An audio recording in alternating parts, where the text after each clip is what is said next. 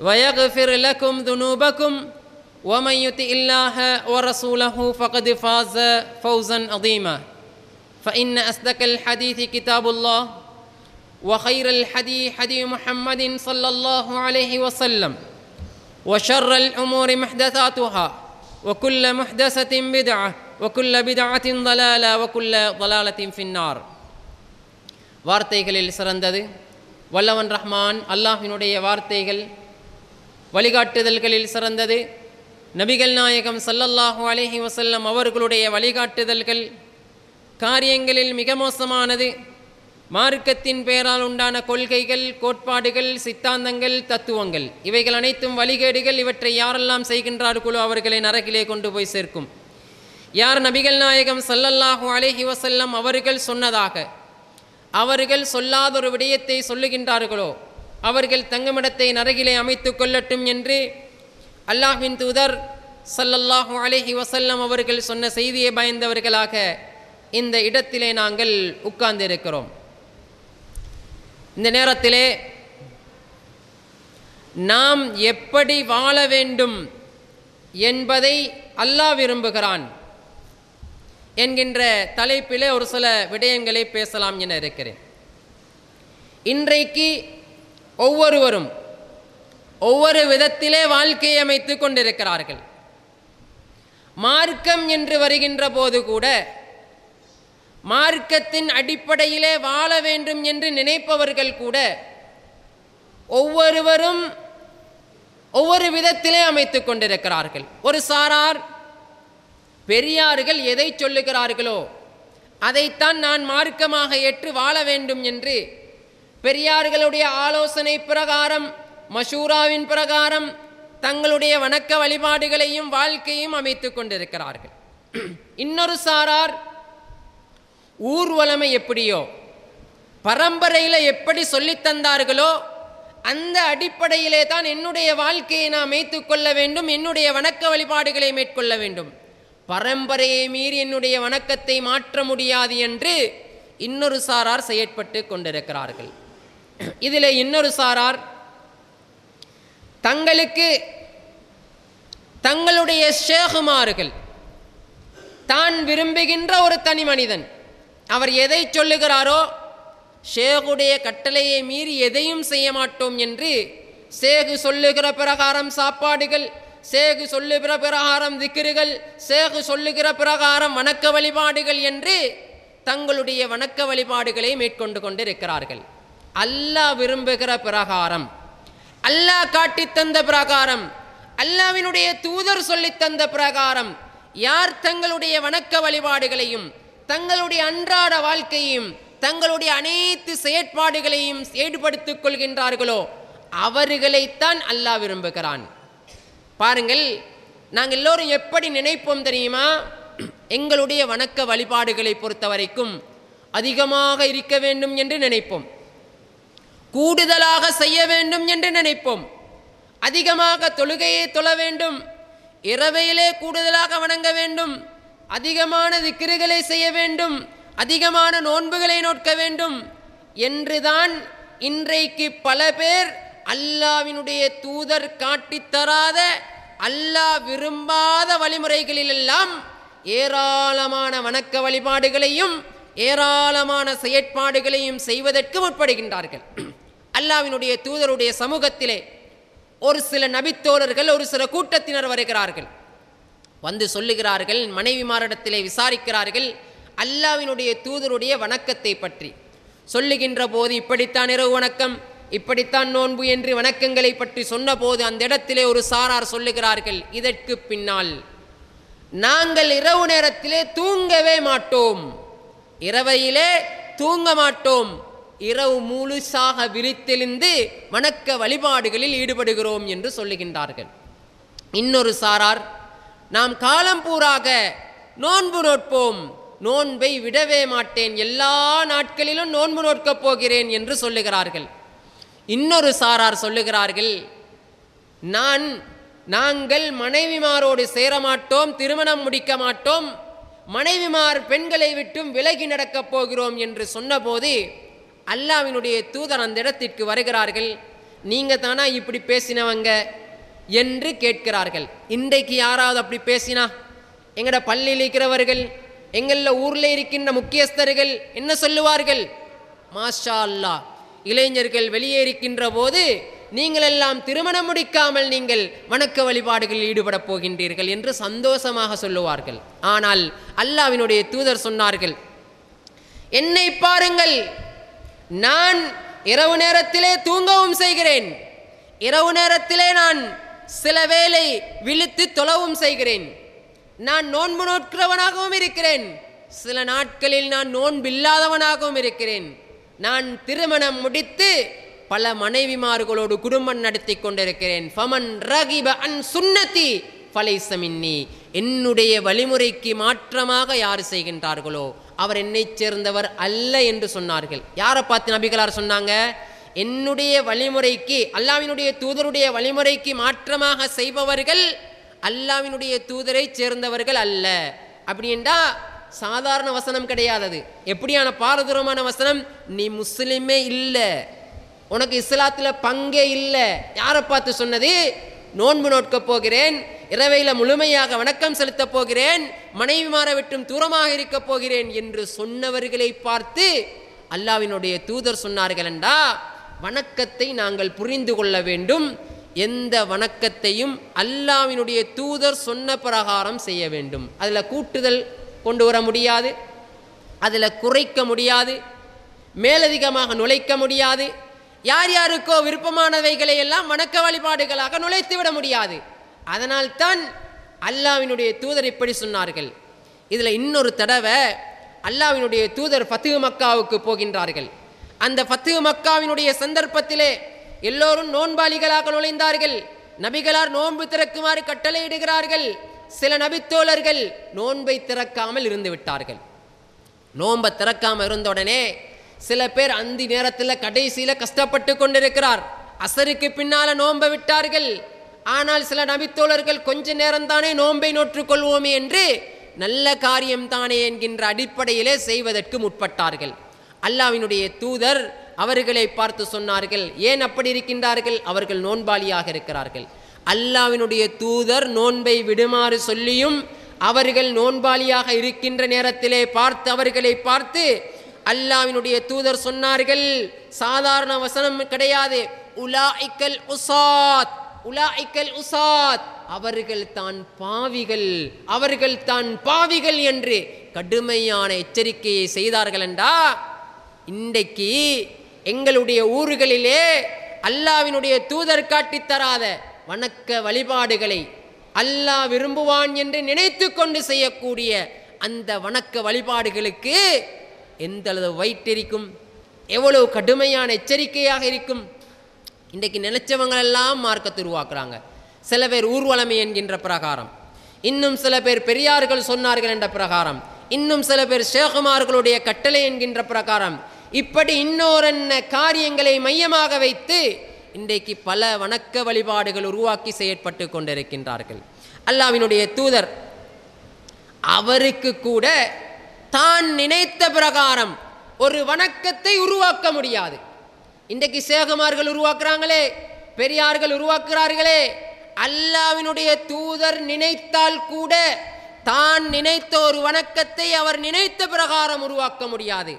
அந்த வணக்கத்தை உருவாக்குகின்ற அதிகாரம் அல்லாஹ்வுக்கு மட்டும்தான் இருக்குது. இனில் ஹுக்ம் இல்லா லில்லாஹ், அல்லாஹ் எந்த கட்டளையை நபிகளாருக்கு சொல்லுகின்றார்களோ அந்த ஓடரத்தான் அல்லாஹ்வினுடைய தூதர் உலகத்திலே செயற்படுத்தி விட்டு சென்றார்களே ஒழிய தான் விரும்பிய பிரகாரம், தான் நினைத்த பிரகாரம் எல்லாம் அல்லாஹ்வினுடைய தூதர் வணக்க வழிபாடுகளை உருவாக்கவில்லை. அல்லாஹ்வினுடைய தூதர் ஒரு தடவை தேனை அருந்த மாட்டேன் என்று ஒதுங்கிக் கொள்கின்றார்கள். அந்த ஒதுங்கிக் கொண்ட நேரத்திலே அல்லாஹ் கண்டித்து வசனத்தை இறக்குகிறான், லிமா துஹர்ரிமு மா அஹல்லல்லாஹு லக் தப்தகி மரலாத்தி அஸ்வாஜிக், உங்களுடைய மனைவிமாருடைய பொருத்தத்திற்காக வேண்டி அல்லாஹ் ஹலாலாக்கிய தேனை ஹராமாக்கக்கூடிய லிமா துஹர்ரிமு, நீங்கள் எப்படி ஹராமாக்குகின்றீர்கள் என்று அல்லாஹ்வுடைய தூதருக்கு எச்சரிக்கை வந்து விட்டதென்றா இன்றைக்கு மார்க்கத்தை உருவாக்குறவங்க இவங்க யாரை நினைத்து மார்க்கத்தை உருவாக்குகிறார்கள், எப்படி மார்க்கத்தை உருவாக்குகிறார்கள், எப்படி மார்க்கத்திலே புதிதாக நுழைவிக்கின்றார்கள் என்பதை ஒவ்வொருவரும் நாங்கள் சிந்தித்து பார்க்க வேண்டியவர்களாக இருக்கிறோம். இன்றைக்கு பல பள்ளிவாசல்களில் அல்லாஹ் விரும்புகிற பிரகாரம் எங்களுக்கு வாழ முடியாது. பல பள்ளிவாசல்ல நுழைந்தாலே அல்லாஹ் வெறுக்கக்கூடிய செயற்பாடுகளை நாங்கள் செய்ய வேண்டிய நிலைமை இன்றைக்கு ஏற்பட்டிருக்குது. பாருங்க, அல்லாஹ் விருக்கிற பிரகாரம் நாங்கள் விரும்புகிற பிரகாரம் வாழ வேண்டுமானால் பல பள்ளிவாசல்கள் இன்றைக்கு அல்லாஹ்வுக்கு இணை வைக்கிற செயற்பாடுகள் இருக்குது. அல்லாஹ்வினுடைய தூதர் காட்டித்தராத வணக்க வழிபாடுகள் இருக்குது. அல்லாஹ்வினுடைய தூதர் காட்டித்தராத திக்ருகள் இருக்குது. தொழுகையை எடுத்துக்கொண்டா கூட தொழுகைக்கு போய் நுழைஞ்சிட்டு அங்கிருந்து வெளியே வாரத்துக்கிடையில பல நூறு பிழைகளை செய்துவிட்டு நாங்கள் வர வேண்டிய நிலைமை இன்றைக்கு பல பள்ளிவாசல்களில் தோன்றியிருப்பதன் காரணமாகத்தான் எல்லா ஊர்களிலும் அல்லாஹ் விரும்பிய பிரகாரம் நாங்கள் வாழ வேண்டும். அதற்காகத்தான் இப்படியான பள்ளிவாசல்கள் உருவாக்கப்பட்டிருக்கின்றது என்பதை நாங்கள் ஆரம்பமாக நாங்கள் புரிந்து கொள்ள வேண்டியவர்களாக இருக்கிறோம். இதை ஒவ்வொரு ஊர்களிலையும் இந்த காரணத்தை மையமாக வைத்து உருவாக்கப்பட்ட இந்த பள்ளிவாசல்கள் இன்றைக்கு அந்த பள்ளிவாசல் காலம் கடக்கின்ற போது 15 வருஷம் 20 வருஷம் 30 வருஷத்தை தாண்டுகின்ற போது ஒரு சாரார் உருவாக்கினார்கள். இன்றைக்கு பல இளைஞர்களுக்கு ஏன் இந்த பள்ளிவாசல்கள் உருவாக்கப்பட்டு அதிலே அல்லாஹ் விரும்புகின்ற வாழ்க்கையை நாங்கள் மேற்கொள்கின்றோம் என்பதை தெரியாமல் ஏதோ நல்ல கிராத்து நாங்கள் தொழுகிறோம், ஏதோ நல்ல முறையில் பயான் நடக்குது நாங்கள் கேட்டுட்டு போகிறோம், ஏதோ நேரத்தோட டைமுக்கு 1 மணிண்டா 1 மணிக்கே பயான் முடிக்கிற நாங்கள் அதனால் சேர்றோம் என்று இன்றைக்கு பல பேர் இதை உருவாக்கிய நோக்கத்தை மறந்து நோக்கம் தெரியாமல் தங்களுடைய சில நன்மைகளுக்காக மாத்திரம் பள்ளிவாசல்களை இன்றைக்கு பயன்படுத்தி கொண்டிருக்கிறாங்க. இதனுடைய நோக்கங்களை புரிந்து கொள்ள வேண்டும். சில பேர் என்ன செய்கிறாங்கண்டா, இவ்விடத்தில் லேசி தானே, இவ்விடத்தில் டக்குன்னு முடியுது தானே, இந்த இடத்துக்கு சமூகம் அளிப்போம். வேறு இடங்களுக்கு போனால் அதில் என்ன அனாச்சாரம் நடந்தாலும் சரி, அது பள்ளிவாசல்களே கணக்கெடுக்கப்படாத மையவாடிகளாக இருந்தாலும் சரி, அந்த இடம் வீட்டுக்கு பக்கத்தில் இருக்குது, எனக்கு லேசி தானே என்று சொல்லி அந்த லேசான பள்ளியில் நுழைந்து கொள்கின்றார்கள். ஏன் நாங்கள் அல்லாஹ் விரும்புகிற பிரகாரம் இந்த மக்கள் வாழ்க்கை அமைத்துக் கொள்ள வேண்டுமானால் ஏன் நாங்கள் இந்த இடத்திற்கு சமூகம் அளிக்க வேண்டும் என்பதற்கான சில காரணங்களைத்தான் இந்த இடத்திலே நான் சொல்ல இருக்கிறேன். முதலாவதாக, ஒரு மனிதன் இஸ்லாமிய அடிப்படை கொள்கையில் பிழை செய்ய முடியாது. சட்ட திட்டங்கள் இருக்குதே, இதில் பிழை செஞ்சால் சில வேளை மன்னிப்பு இருக்குது, அதில் மாற்றம் இருக்குது, தௌபா இருக்குது. அகீதா என்கின்ற நம்பிக்கை என்கின்ற பிரகாரத்தில் நம்பிக்கை என்பதில் ஒரு மனிதன் தவறிழைத்தால், இதை கடுமையாக படிக்க வேண்டிய ஒரு பகுதி, இதில் தவறிழைத்தா இஸ்லாத்தை விட்டும் வெளியேறுகின்ற கூட்டத்தினராக மாறிவிடுவார்கள். ஷரஅ லக்கும் மினத்தீனி மா வஸ்ஸா பிஹி நூஹன் வல்லதி அவ்ஹைனா பிஹி இப்ராஹீம் வ இஸ்மாயில். அந்த வசனத்தில் அல்லாஹ் ரப்புல் ஆலமீன் எல்லா நபிமார்களுக்கும் நம்பிக்கை என்ற பகுதி ஒன்றுதான்.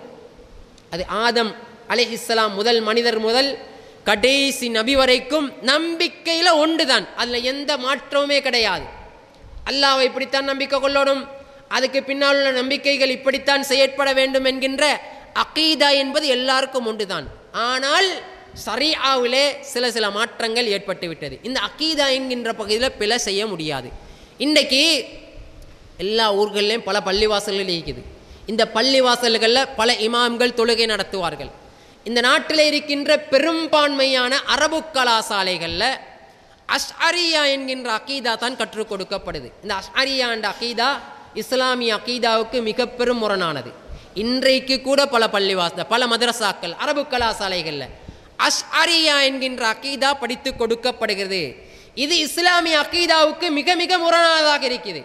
இது தனியாக அகீதாவில் உள்ள முரண்பாடு பேசப்பட வேண்டியது. ஆனால் அரபு கலாசாலைகளில் ஆலிம்கள் அதை படிச்சுட்டு அதைத்தான் பள்ளிவாசலில் போதிக்கின்றார்கள். அதை அடிப்படையாக வைத்துத்தான் தன்னுடைய நம்பிக்கையை தீர்மானிக்கின்றார்கள். அவர்கள் தொழுகை நடத்துகின்ற போது அதே நம்பிக்கையிலே தான் அவர்கள் வாழ்ந்து கொண்டிருக்கிறார்கள். இந்த அகீதா மிக பெரும் இஸ்லாத்திற்கு முரணானதாக பல இடங்களில் மாறிவிடக்கூடியதாக இருக்குது. இந்த அடிப்படையில் தான் பல அகீதாவுக்கு முரண்பான செயற்பாடுகள் உருவாக்கப்பட்டிருக்குது. ஷியாக்கள் தோன்றினார்கள், நக்ஷபந்தியாக்கள் தோன்றினார்கள், மாத்துருதியாக்கள் தோன்றினார்கள். இப்படி அகீதாவிலே வழிகட்ட பிரிவினர்கள் பிற்பட்ட காலத்திலே தோன்றினார்கள். இந்த அகீதாக்கள் நம்பிக்கைகளை எல்லாம் மிக்ஸ் ஆகித்தான் இன்றைக்கு பல ஆலிம்களிடத்திலே போய் கேட்டால் இது பிழைதானே, மார்க்கத்திலே செய்யக்கூடாது என்றா சிரிச்சிட்டு போகிறாங்க. காரணம் என்ன? அவங்களோட நம்பிக்கையிலே பிழை. அடிப்படையிலே நான் குர்ஆனையும் சுன்னாவையும் தான் பின்பற்ற வேண்டும், அதன்படிதான் வாழ வேண்டும் என்கின்ற அடிப்படை அந்த கோட்பாட்டிலே பிழை. அதனால தான் அப்பா நீங்கள் செய்கிறது பிழை, எனக்கு தெரியும் பிழை என்று, ஆனால் இப்படித்தானே அப்படித்தானே என்று அதற்கு வியாக்கியானம் வைக்கின்றார்கள். பிழையை தெரிஞ்சு கொண்டு இன்றைக்கு ஆலிம்கள் செய்வதற்கு காரணம் அவர்களுடைய நம்பிக்கை கோட்பாடுகள் மிக பெரும் பிழைகளை. நம்பிக்கையில் ஒரு மனிதன் சரியாக இருந்தால் இன்றைக்கு எல்லாம் சரியாக இருக்கும். அரபு நாட்டில் உள்ள பிள்ளைகளை பாருங்கள், சின்ன பிள்ளைகளுக்கே நம்பிக்கை ஸ்ட்ராங்காக இருக்கும். வணக்க வழிபாடுகள் செய்யாது விட்டாலும் அவர்களுடைய நம்பிக்கை ஸ்ட்ராங்காக இருக்கும். ஏன் எங்களுடைய இந்த நாட்டில் தஜ்வீதுக்கு கொடுக்கிற முக்கியத்துவம், தஜ்வீதுண்டா குர்ஆன் ஓதுறதுக்கு குர்ஆன் மதரசாக்கள்ல கொள்கையோட பள்ளிவாசல்களில் கூட இருக்குது. எப்படி தஜ்வீத் முறைப்படி குர்ஆனை ஓதுறதுக்கு கொடுக்கிற முக்கியத்துவம் கொள்கையை படித்து கொடுக்கறதுக்கு கொடுக்கறதில்ல, தௌஹீதை படித்து கொடுக்கிறது, ஏகத்துவத்தை படித்து கொடுப்பதற்கு, அல்லாஹ் ஒருவன் தான் என்கின்ற நம்பிக்கையை உருவாக்குவதற்கு, கலா கதிர் மீது நம்பிக்கையை உருவாக்குவதற்கு, அல்லாஹ் நாடியது தான் நடக்கும் என்கின்ற நம்பிக்கையை உருவாக்குவதற்கு முக்கியத்துவம் கொடுக்கப்படுவது மிக மிக குறைவாக இருக்குது. அதனால் அரபு நாட்டில் உள்ள சின்ன பிள்ளைகிட்ட கேட்டு பாருங்க, சொல்லுவாங்க, அவங்க அடித்து சொல்லுவாங்க, எனக்கு பிரச்சனை இல்லை, அல்லாஹ் தருவான் என்கின்ற நம்பிக்கை அவர்களிடத்திலே இருக்குது. எங்கட பிள்ளைகள்கிட்ட குர்ஆனை ஓதி பாருங்க, தஜ்வீதில் உள்ள பிழையெல்லாம் சரியாக சொல்லுவாங்க, ஆனால் அந்த நம்பிக்கை என்ற பகுதி இல்லாமல் இருக்குது. இந்த நம்பிக்கையை, இந்த தௌஹீத, இந்த அகீதாவை கட்டாயமாக சின்ன பிள்ளைகளிட்டிருந்து சொல்லிக் கொடுக்கப்பட வேண்டும். இதுதான் இந்த பள்ளிவாசல் உருவாக்கியதனுடைய ஆரம்ப காலத்தில் இருந்தவர்களுடைய முதலாவது நோக்கமாக இருந்தது என்பதை நாங்கள் புரிந்து கொள்ள வேண்டியவர்களாக இருக்கிறோம். இரண்டாவதாக கலிமாவுடைய விஷயத்திலே லா இலாஹ இல்லல்லாஹ் முஹம்மதுர் ரசூலுல்லாஹ் என்கின்ற கலிமாவை ஒரு மனிதன் சரியாக பின்பற்ற வேண்டும். இதில் பிழை விட்டா இஸ்லாத்தை விட்டு அவுட். இன்றைக்கி நிறைய பேர் போர்டரில் வாழ்ந்து கொண்டு இருக்கிறார்கள். அங்காலையா இங்காலையான்னு தெரியாத லெவலில் கலிமாவை மொழிஞ்சிக்கிறாங்க, கலிமாவுடைய விஷயத்தில் பிழை வச்சிக்கிறாங்க. எப்படின்னு பாருங்கள், லா இலாஹ என்றால் முஹம்மது, லா இலாஹ இல்லல்லாஹ் என்றால் வணக்கத்துக்கு தகுதியானவன் அல்லாஹ்வை தவிர வேறு யாரும் இல்லை என்பதை பாடசாலையிலிருந்தே படிச்சுக்கிறோம். இந்த இலாஹ் என்கின்ற வசனத்திற்கு விளக்கம் தெளிவாக பார்க்க வேண்டும். ருபூபியா, உலூகியா, அஸ்மா சிபாத் என்று பல பகுதிகள் இருக்குது. அல்லாஹ்வை ரப்பாக ஏற்றுக்கொள்ள வேண்டும், உலூகியா அல்லாஹ்வை மாத்திரம்தான் வணக்கம் செலுத்த வேண்டும், அல்லாஹ்வுக்குரிய பண்புகள் பெயர்களுடைய விஷயத்திலே சரியாக நிலைப்பாட்டை கொள்ள வேண்டும். இன்றைக்கு பல பள்ளிவாசல்களில் போய் பாருங்கள், அல்லாஹ்வை மட்டும்தான் வணங்க வேண்டும்னு சொல்லுவாங்க, ஆனால் அதே பள்ளிவாசலில் கபறுகளை வச்சிருப்பாங்க. எங்களோட ஊரில் இல்லையா? பல பள்ளிவாசல்களில் இருக்குது, இதே ஊர்லேயும் இருக்குது, அருகாமையில் உள்ள ஊர்கள்லேயும் இருக்குது, கடலோரமாக பார்த்தா இந்த நாட்டில் பல இடங்களில் இருக்குது. அந்த பள்ளிவாசல்களுக்கு போய் அல்லாஹ்வினுடைய நம்பிக்கையை பற்றி பேசக்கூடியவங்கள்ட்ட போய் கேட்டு பாருங்கள். நீங்கள் அல்லாஹ்வை பற்றி பேசுகிறீங்களே, அடித்து பேசுகிறீங்களே, அல்லாஹ் மீது கொண்டு தான் எல்லாம் நடக்கும்னு பேசுகிறீங்களே, இதை கொஞ்சம் ஓரமாக்கி பாருங்களே என்று சொன்னால் அவர்களுக்கு உண்மையிலே அல்லாஹ்வைத்தான் வணங்க வேண்டும் என்ற உறுதியான நம்பிக்கை இருக்குது. அதை ஓரமாக்கினா ஒரு பயம், எனக்கு என்ன சரி நடக்குமோ, எனக்கு என்ன சரி அபலாகிடுமோ. சில பேரிடத்தில் அப்படியான நிலைமை இன்றைக்கு காணப்படுது. அதை நாங்கள் வணங்கல்ல, அதற்கு நம்பிக்கை கொள்ளவும் இல்லை, ஆனால் அதை இல்லாமலாக்கினால் எனக்கு ஏதாவது ஆபத்து வருமா என்ற ஒரு சின்ன ஒரு நம்பிக்கை அதன் மீது இருக்கக்கூடிய காட்சி இன்றைக்கு ஏராளமான பள்ளிவாசலில் இருக்கின்ற ஆலிம்களிடத்திலும் நிர்வாகிகளிடத்திலும் காணப்படுகிறது. இந்த மாதிரியான பள்ளிவாசல் இமாம்கள் அல்லது பள்ளிவாசல் நிர்வாகிகளை விட்டும் தூரமாகி தூய்மையான அகீதாவை, லா இலாஹ இல்லல்லாஹ் என்கின்ற கலிமாவை சரியாக விளங்க வேண்டும் என்பதற்காகத்தான் இப்படியான பள்ளிவாசல்கள் உருவாக்கப்பட்டது. முஹம்மது ரசூலுல்லாஹ் என்கின்ற பகுதியை பாருங்க, அல்லாஹ்வினுடைய தூதர் முஹம்மது நபி என்பதை ஏற்றுக்கொள்கிறோம் என்று பாடசாலையிலே படித்து கொடுக்குறாங்க. ஆனால் இன்றைக்கு ரசூலுல்லாஹ் காட்டித்தராத வணக்கங்கள், ரசூலுல்லாஹ் காட்டித்தராத திக்ருகள், ரசூலுல்லாஹ் காட்டித்தராத சலவாத்துக்கள், ரசூலுல்லாஹ் காட்டித்தராத சாப்பாடுகள், எத்தனையோ விஷயங்களை அதே பள்ளிவாசல்களில் அரங்கேற்றி கொண்டிருக்கிறாங்க. முஹம்மது ரசூலுல்லாவை சரியாக ஒரு மனிதன் பின்பற்றுகிறான் என்றால் முஹம்மது ரசூலுல்லாஹ் என்பதை நபியாக நபியை ஏற்றுக்கொண்டு நபிகளார் எதை சொன்னார்களோ அதை செய்ய வேண்டும், எதை தடுத்தார்களோ அதை செய்யாமல் இருக்க வேண்டும், அதை வணக்கமாக காட்டி தந்தார்களோ அந்த வணக்கத்தை கூட்டாமல் குறைக்காமல் சொன்னதை சொன்ன பிரகாரம் மேற்கொள்ள வேண்டும் என்பதுதான் இந்த முஹம்மது ரசூலுல்லாஹ் என்பதனுடைய பகுதியாக இருக்குது. ஒரு மனிதன் முஹம்மது ரசூலுல்லாஹ் பிழைச்சிட்டான், பிழை செய்கிறான் என்றால் அவர் இஸ்லாத்தை விட்டும் வேறா போகிறாங்க. காதியானிகள் எப்படி வேறாகினாங்க? நபிக்கு பின்னால் ஒரு நபியாக ஏற்றுக்கொண்டார்கள், இஸ்லாத்தை விட்டும் ஓரமானாங்க. இது நேரடியாக அவர்கள் சொன்னார்கள். ஆனால் இன்றைக்கு பல இடங்களில் நபிக்கு பின்னால நபியாக ஏற்றுக்கொள்ளல, நபி என்று சொல்லல, ஆனால் சில ஷேഖ்மார்களை நபியுடைய இடத்திலே கொண்டு போய் வைத்தார்கள், சில பெரியார்களை நபியுடைய இடத்திலே கொண்டு போய் வைத்தார்கள். அல்லாஹ் ரப்புல் ஆலமீன் கேட்கிறான், அது எப்படி இணையாகுது என்பதை கேட்கிறான். அம் லஹும் ஷுரகா ஷரஉ லஹும் மினத்தீனி மா லம் யஅதன் பிஹில்லாஹ், உங்களுக்கு அல்லாஹ் அல்லாமல் மார்க்கத்தை உருவாக்குகின்ற இணையாளர்கள் இருக்கிறார்களா? இப்போ பாருங்க, அல்லாஹ் உருவாக்கிய மார்க்கத்தில், அல்லாஹ்வினுடைய தூதர் காட்டி தந்த மார்க்கத்தில் சலவாத்து சொல்லுங்கள் என்று சொல்லப்பட்டிருக்குது. ஆனால் அல்லாஹ் அல்லாத ஒருவர் உருவாக்கிய மார்க்கத்திலே பாங்குக்கு முன்னால சலவாத்து சொல்லுங்க என்று சொல்லித்தரப்பட்டிருக்குது. பாங்குக்கு முன்னால் உள்ள சலவாத்து அல்லாஹ்வினுடைய தூதர் சொல்லித்தரல, ஆனால் வேறு யாரோ சொல்லி தந்திருக்கிறார். அல்லாஹ் கேட்கிறான், மார்க்கத்திலே அல்லாஹ் சொன்னதை அல்லாமல் பின்பற்றக்கூடிய இணையாளர்கள் இருக்கிறார்களா? அல்லாஹ் சொன்ன மார்க்கத்திலே இல்லாத ஒன்றையும் யாரோ சொன்ன மார்க்கத்திலே உள்ளதை ஒன்றும் செய்கின்ற போது அல்லாஹ்வுக்கு இணை வைப்பதற்கு அது சமனாக மாறிவிடுகின்றது என்பதை அல்லாஹ் ரப்புல் ஆலமீன் அல் குர்ஆனிலே கேட்கிறான் என்றா சாதாரண குற்றம் கிடையாது. நாங்கள் சலவாத்து சொல்லாத கூட்டம் கிடையாது, சலவாத்து அதிகமாக மொழிங்க என்று சொல்கிறோம், வெள்ளிக்கிழமை நாளையிலே சலவாத்து சொல்லுங்கள் என்று சொல்லுகிறோம். ஆனால் இல்லாத இடத்திலே, காட்டித்தராத இடத்திலே சொல்ல வேண்டாம். பாங்குக்கு முன்னால, ஒரு வணக்கத்துக்கு முன்னால இப்படி வணக்கம் சொல்லித்தரப்படவில்லை, இந்த இடத்துல சொல்ல வேண்டாம் என்று சொல்லுகிறோம். எனவே இந்த வணக்கத்தை செய்வதன் மூலமாக அல்லாஹ் விரும்பிய வாழ்க்கையை வாழ முடியாது. ஒரு மனிதன் எப்படி வாழலாம் அப்படின்னா, அல்லாஹ் விரும்பாத யாரோ ஒருவன் விரும்புகின்ற வாழ்க்கையை வாழ வேண்டிய ஒரு நிலைமைக்கு அவன் ஆளாகி விடுகிறான். இதுவும் ஒரு மனிதன் இந்த பள்ளிவாசல்களை நாங்கள் உருவாக்கியதனுடைய நோக்கமாகவும் அல்லாஹ் விரும்பிய பிரகாரம் வாழ்வதற்குரிய நோக்கமாகவும் அமைந்திருக்கின்றது. தொழுகைக்குதே, இந்த தொழுகையை சரியாக நிறைவேற்றணும்ன்றே தான் எங்கள் எல்லாருடைய ஆசையும். ஒரு காலத்தில் சரியாக தொழ முடியாமல் இருந்தோம்.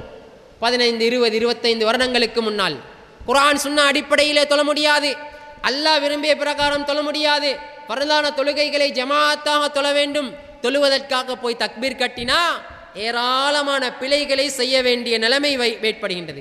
சில இணை வைப்பாளர்களுக்கு பின்னால் தொழ வேண்டிய நிர்பந்தம் ஏற்பட்டு விடுகிறது. சில இணை வைப்பாளர்கள் என்றா அல்லாஹ்வுக்கு இணையாக கற்பிக்கக்கூடிய சில மௌலூதி கிதாபுகளை ஓதுகின்ற இமாம்களுக்கு பின்னால தொழ வேண்டிய நிலைமை வருது. அல்லாஹ் காட்டித்தராத, அல்லாஹ்வினுடைய தூதர் காட்டித்தராத சில திக்ருகளை மொழிய வேண்டிய, சில திக்ருகளை கூட்டாக சொல்லக்கூடிய ஹா ஹூ ஹா ஹூ என்று சொல்லக்கூடிய அமைப்பிலே உள்ள திக்ருகளை மொழியக்கூடியவர்களுக்கு பின்னாலெல்லாம் தொழ வேண்டிய நிலைமை ஏற்பட்டது.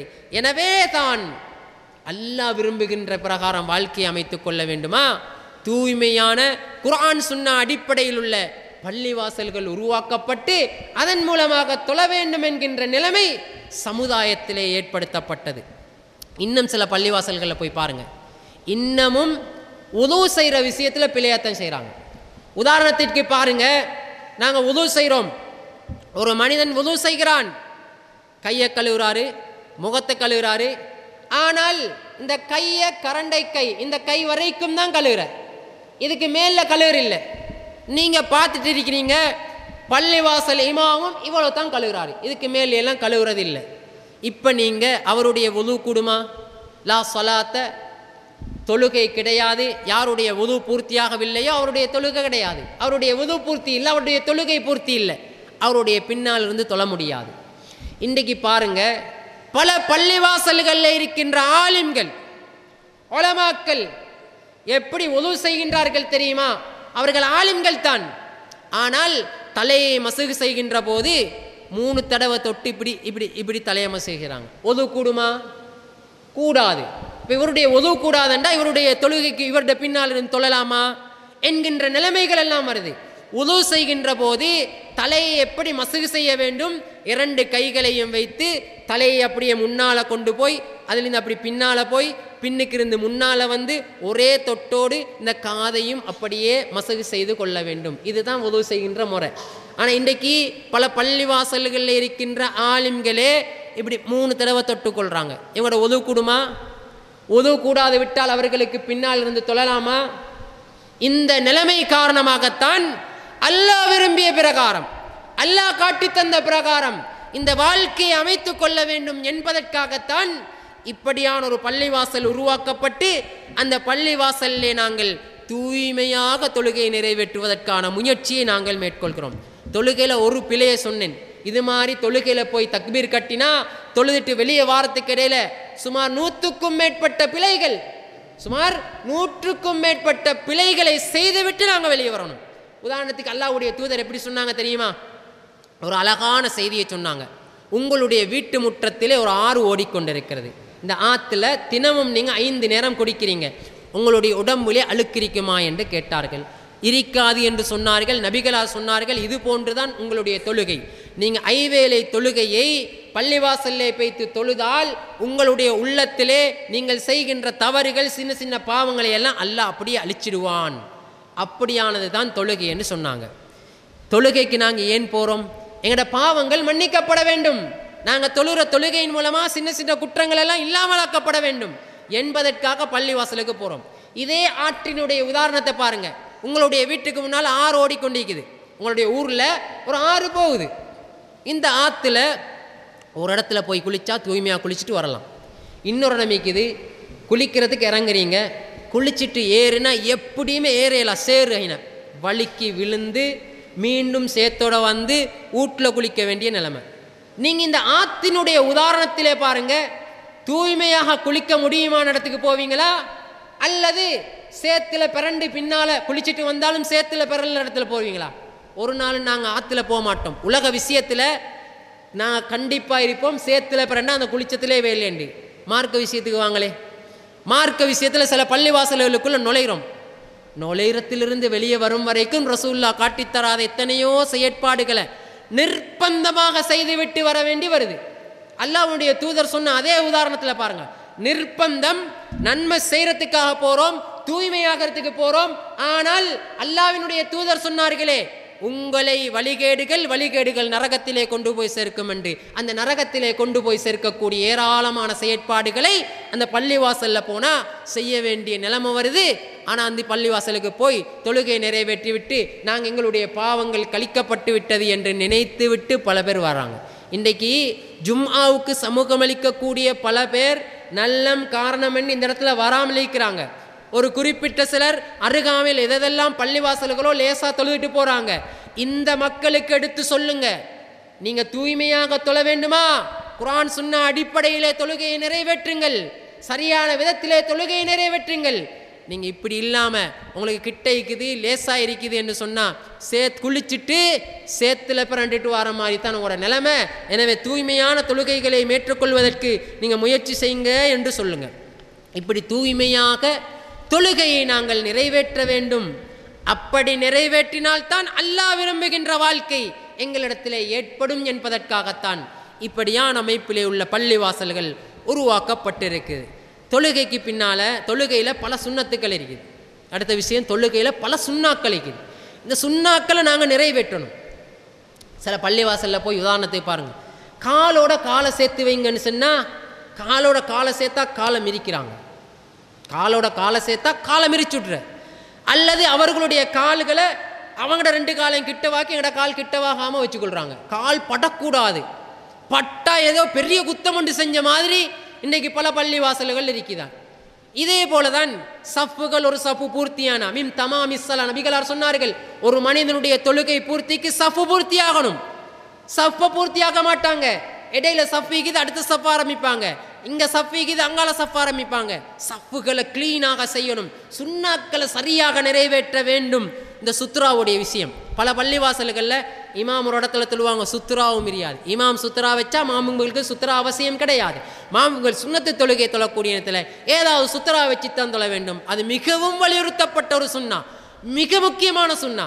இந்த சுன்னாவை சில பள்ளிவாசல்களில் போய் நிறைவேற்றுறதுக்கு முற்பட்டா ஒரு ரையானிக்குது, இதை வச்சு என்ன செய்கிற, குர்ஆனோண்ட வச்சுக்குது, அதை மையமாக வச்சு தொழுகிற ஒரு மனிதர் வந்து கேட்குறாரு, நீங்கள் இந்த குர்ஆனெல்லாம் வச்சு முன்னுக்கு வச்சு தொழுதீங்களே, நாங்கள் அப்படியெல்லாம் இதுவரை காலமும் தொழலை. 60-70 வயசை தாண்டின ஒரு மனுஷன் இவ்வளோ காலம் அப்படி தொழலை. நீங்கள் இப்படி தொழுகிறதும் மாற்று மதத்தவர்கள் ஒரு சிலையை முன்னுக்கு வச்சு வணங்குறதுக்கும் என்ன வித்தியாசம்னு கேட்குறாரு. சுபஹானல்லாஹ், அந்த அளவுக்கு தான் அவர்களுடைய அந்த சுத்துராவினுடைய அறிவிக்குது. 60 வயசு 70 வயசு தாண்டியாச்சு, சுத்துராவுக்கு எந்த முக்கியத்துவம் கொடுக்கப்பட வேண்டும் என்றது தெரியாது. சுத்துரா வச்சால் வச்ச சுத்துராவை ஓரமாக்கிய வரலாறுகள் பல பள்ளிவாசல். வச்ச சுத்துராவை தூக்கிட்டு போவாங்க, ஒரு கதிரையை வச்சுட்டு தொழுதா இதென்ன இவங்க சுத்துரா வச்சு தொழுறாங்க, தூக்கி ஓரமாக்கின வரலாறுகள் இந்த நாட்டில் ஏராளமான பள்ளிவாசல்களில் பதிவு செய்யப்பட்டிருக்குது. எனவே சுன்னாக்களை சரியாக நிறைவேற்ற வேண்டும், சொல்லப்பட்ட சுன்னாவை சொல்லப்பட்ட பிரகாரம் செய்ய வேண்டும் என்பதற்காகத்தான், அல்லாஹ் விரும்பிய பிரகாரம் வாழ்க்கையை அமைக்க வேண்டும் என்பதற்காகத்தான் பல பள்ளிவாசல்கள் இப்படியான குர்ஆன் சுன்னா முறைப்படி உருவாக்கப்பட்டிருக்கிறது. ஏன் இதையெல்லாம் சொல்லி வாரோம்டா, இன்றைக்கி பல பேருக்கு இது தெரியா, நல்லது நடக்குது நாங்கள் சேர்ந்து கொள்கிறோம், இல்லையா கிடைக்கிற இடத்துல நாம் தொழுதுட்டு போய்த்திடுவோம் என்கின்ற நிலைப்பாட்டிலே உள்ளவர்கள் புரிந்து கொள்ள வேண்டும். இந்த சுன்னாக்களுடைய முக்கியத்துவத்தின் காரணமாகத்தான் இவைகளெல்லாம் உருவாக்கப்பட்டிருக்கிறது என்றது. ஜும்மாவை பாருங்கள், ஜும்மாவில் சுமார் 20க்கும் மேற்பட்ட பிழைகளை பல பள்ளிவாசல்கள் அரங்கேற்றாங்க. ஒரு மனிதன் ஜும்மாவில் போய் கலந்து கொண்டால், அந்த ஜும்மாவில் கலந்து கொண்டு விட்டு வெளியே வருகின்ற போது அல்லாஹ்வினுடைய தூதர் சொன்னார்களே, குல்லு பிஆத்தின் தலாலா வ குல்லு தலாலத்தின் ஃபின்னார், எல்லா வழிகேடுகளும் நரகத்திலே கொண்டு போய் சேர்க்கும் என்று அந்த வழிகேடுகளை செய்துவிட்டு வரக்கூடியவனாக மாறிவிட்டான். காரணம் என்ன? ஜும்மாவில் போனால் அங்கே ஜும்மாவில் இல்லாத ஏராளமான காரியங்கள், ஜும்மாவில் சொல்லித்தரப்படாத ஏராளமான விஷயங்கள் அந்த ஜும்ஆக்களிலே அரங்கேற்றப்படுது. இதெல்லாம் தனியாக ஜும்மாவுடைய பாடத்தில் பார்க்க வேண்டியது. ஆனால் அப்படியான பல செயற்பாடுகள் ஜும்ஆக்களிலே உருவாக்கப்பட்டிருக்குது. எனவே தான் அல்லாஹ் விரும்புகிற பிரகாரம் ஜும்ஆக்களை நடத்த வேண்டும். அதற்காகத்தான் இப்படியான பள்ளிவாசல்கள் உருவாக்கப்பட்டிருக்குது. இந்த சில ஜும்ஆக்களில் கூட பொய்யான சில தகவல்களை சொல்லுவாங்க, கட்டுக்கதைகளை சொல்லுவாங்க, இல்லாதவைகளை சொல்லுவார்கள். அந்த நேரத்தில் நாங்கள் பார்த்துட்டு இருந்து வர முடியாது. அந்த நேரத்தில் மௌனமாக இருந்துட்டு வரோம்டா உண்மையிலே கோழைகள். இல்லை அதை நாங்கள் வாயால் தொடர்ந்து சொன்னோம்டா நாங்கள் எங்களை தண்டிக்கப்பட வேண்டிய நிலை வரும். இதுக்காக நீங்கள் அந்த மாதிரியான இடங்களுக்கு போவதை விட குர்ஆன் சுன்னா அடிப்படையிலே தைரியமாக துணிச்சலோடு ஜும்மா முடிஞ்சிட்டா தாராளமாக இங்கே கேள்வி கேட்கலாம். பாருங்கள், தவறுகளை கண்டா எப்படி நடந்து கொள்ள வேண்டும் என்பதை அல்லாஹ்வினுடைய தூதர் சொல்லி காட்டினார்கள். சமுதாயத்தில் தவறு நடக்குதா, பள்ளிவாசலில் தவறு நடக்குதா, மார்க்கம் என்ற பேரில் தவறு நடக்குதா, உங்களால் கையால் தடுக்கலுமா தடுங்க, முடியாதா நாவால சொல்லுங்க, இது பிழை, இது கூடாது, இது மார்க்கத்திலே இல்லை, இதை செய்வது வழிகேடு, இது நரகத்திலே கொண்டு போய் சேர்க்கும், வாயால சொல்லுங்க. அப்படியும் சொல்ல முடியாதா, வெறுத்து இது கூடாது என்று மனசால வெறுங்க.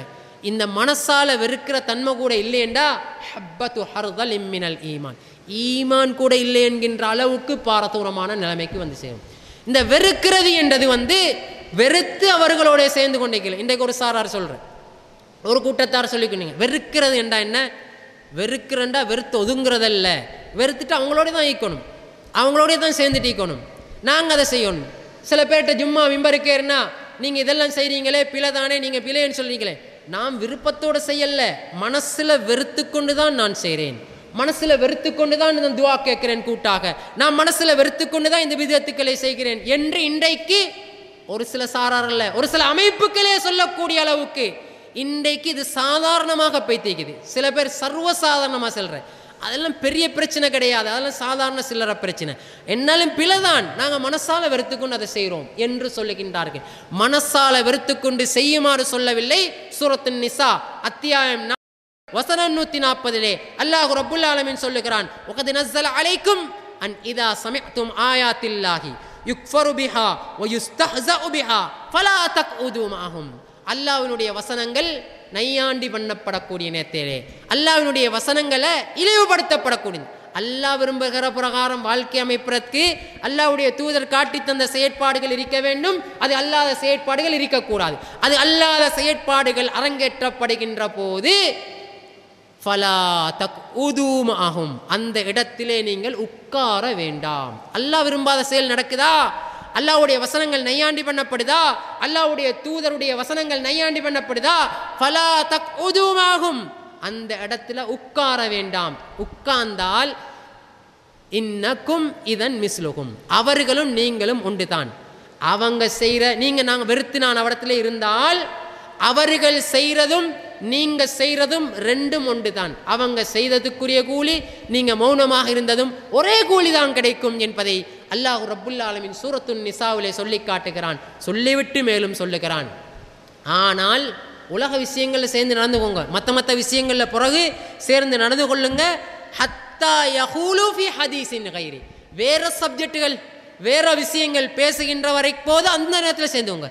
மார்க்க விஷயத்தில் பேசுறியா, மார்க்கத்தில் பிழையை சொல்றியா, நீங்கள் விலகி நடந்துக்கோங்க. உங்களோட ஊர் ஜமாத்தோட சேர்ந்து போங்க, சேர்ந்து நடந்து கொள்ளுங்க. மார்க்க விஷயத்தில் பிழை நடக்குதா, அவரை விட்டும் விலகி வாங்க. இதைத்தான் இந்த சூரத்துன் நிசா எங்களுக்கு அழகாக சொல்லித் தருகின்றது. எனவே தான் இப்படியான பள்ளிவாசல்கள் உருவாக்கப்பட்டு அல்லாஹ் விரும்புகின்ற பிரகாரம் எங்களுடைய வாழ்க்கையை நாங்கள் அமைத்து கொள்ள வேண்டும் என்பதற்காகத்தான் இது உருவாக்கப்பட்டது. இதில் பல விஷயங்கள் சொன்னேன். காரணம், ஆரம்ப காட்டத்தில் இதுக்கு யார் பாடுபட்டார்களோ அவர்களுக்கு இந்த சப்ஜெக்டுகள் நிறையவே தெரியும், நிறையவே ஈடுபாடாக இருந்தார்கள், நிறையவே பயன்படுத்தினார்கள், பேணுதலாக இருந்தார்கள். ஆனால் இன்றைக்கு நிலைமை எப்படி என்ன, சர்வசாதாரணமாக மாறிக்குது. மக்களிடத்தில் எப்படி தெரியுமா நிலைமைக்குது, எங்கே சரி தொழுதுட்டு போனால் சரி, அவன் எப்படி தொழுவிச்சாலும் சரி, அக்கீதா பிழையாக இருந்தாலும் சரி, குர்ஆன் சுன்னாக்கு மாற்றமாக தொழுதாலும் சரி, கலிமா உள்ள பிழையாக இருந்தாலும் சரி, தவற தடுக்க இயலாமல் இருந்தாலும் சரி, சுன்னாக்களை பின்பற்ற இயலாமல் இருந்தாலும் சரி, தொழுதால் சரி என்கின்ற நிலைப்பாட்டில் ஏராளமானவர்கள் இருக்கிறார்கள். இந்த நிலை மாற்றப்பட்டு நாங்கள் சரியாக தொழ வேண்டும், சரியாக எங்களுடைய வணக்க வழிபாடுகளை மேற்கொள்ள வேண்டும். அன்றைக்கு பல தியாகங்களை செய்த பல பேருடைய பிள்ளைகள் கூட இன்றைக்கு சர்வசாதாரணமாக இருக்கிறார்கள். அன்றைக்கு இல்லாமல் புதுசாக இன்றைக்கு ஆரம்ப கட்டமாக நுழைந்து கொள்ளக்கூடிய பல பேருடைய நிலைமைக்குது. என்ன, ஜும்ஆ நேரத்தோடு முடிக்கப்படுது, நல்ல பயானாய்க்குது, நாங்கள் சமூகம் அளிக்கிறோம், ஏனைய நேரங்களில் பக்கத்துள்ள பள்ளியில் போய் தொழுகிறோம். அது எப்படி அகீதாவாக இருந்தாலும் சரி, கலிமாவுல பிழை செஞ்சாலும் சரி, வணக்க வழிபாடுகளில் பிதஅத்துக்கள் இருந்தாலும் சரி, சுன்னாக்களை நிறைவேற்ற முடியாமல் போனாலும் சரி, காலோட கால் சேர்க்க இல்லாமல் போனாலும் சரி, பிழைகளை சுட்டி காட்ட முடியாமல் போனாலும் சரி, ஏதோ பக்கத்தில் நாம் தொழுதுட்டோம் என்று நாங்கள் நினைப்பதை மாற்றி அல்லாஹ் விரும்புகிற பிரகாரம் நாங்கள் வாழ்க்கை அமைத்துக் கொள்ள வேண்டுமே. ஆனால் அகீதாவை சரியாக முதல்ல சீர்திருத்திக்கோங்க, அவர்களை துயருங்க, அப்படியான ஆலிம்களுக்கு பின்னால் இருந்து தொழுவதற்கான முயற்சியை செய்யுங்கள், கலிமாவிலே சீர்திருத்தத்தை செய்து கொள்ளுங்கள், லா இலாஹ இல்லல்லாஹ் என்கின்ற பகுதி, முஹம்மது ரசூலுல்லாஹ் என்கின்ற பகுதியை சீர்திருத்தம் செய்து கொள்ளுங்கள். மூன்றாவதாக வணக்க வழிபாடுகளை சுன்னாவின் பிரகாரம் அல்லாஹ்வினுடைய தூதர் காட்டி தந்த பிரகாரம் மேற்கொள்ளுங்கள். நான்காவதாக நாங்கள் எங்களுடைய வணக்க வழிபாடுகளிலே நாங்கள் பிழைகள் தவறுகள் நடைபெறுகின்ற போது அதை சுட்டி காட்டுங்க, இது பிழை, இது சரி, இதை செய்யணும், இது செய்யக்கூடாது என்று சுட்டி காட்டுங்க. கடைசியாக ஒரு விஷயம் என்ன தெரியுமா, கேள்வி கேட்கலாது. சில பள்ளிவாசலில் போய் நீங்கள் சொல்கிறீங்க பயானில் இப்படி ஒரு கருத்தை சொன்னீங்க, இது மார்க்கத்துக்கு முரணானது, உங்களுடைய புக்கில் நீங்கள் இதை வாசித்தீங்க, இது மார்க்கத்துக்கு முரணானதுண்டா அடித்து தான் வெளியே போடுவாங்க. ஆனால் இந்த பள்ளிவாசல் அப்படி கிடையாது. உங்களுக்கு தாராளமாக கேள்வி கேட்கலாம், தாராளமாக சந்தேகங்களை கேட்கலாம், கேட்டு தெளிவு பெற்றுக்கொள்ளலாம். தெரியுமாக இருந்தால் ஆலிம்கள் சொல்லுவார்கள், தெரியாது விட்டால் சில வேளை ஆய்வு செய்து பிறகு சொல்லுகிறேன் என்று சொல்லுவாங்க. கேள்வி கேட்பதற்குரிய அதிகாரங்கள் சில பள்ளிவாசல்களில் வழங்கப்படவில்லை, அதுக்கு தவறான சில விளக்கங்களும் கொடுக்கப்பட்டிருக்குது. எனவே அல்லாஹ் விரும்புகிற காரம் வாழ்க்கை அமைத்துக் கொள்வதற்கு நாம் அனைவரும் முயற்சி செய்வோம். வல்லவன் ரஹ்மான் நம் அனைவரையும் அல்லாஹு ரப்புல் ஆலமீன் அவன் எப்படி விரும்புகிறானோ அந்த பிரகாரம் எங்களுடைய வாழ்க்கையை அமைத்துக் கொள்வதற்கு தௌஃபீக் செய்வானாக. வ ஆகிரு தஅவானா அனில் ஹம்துலில்லாஹி ரப்பில் ஆலமீன்.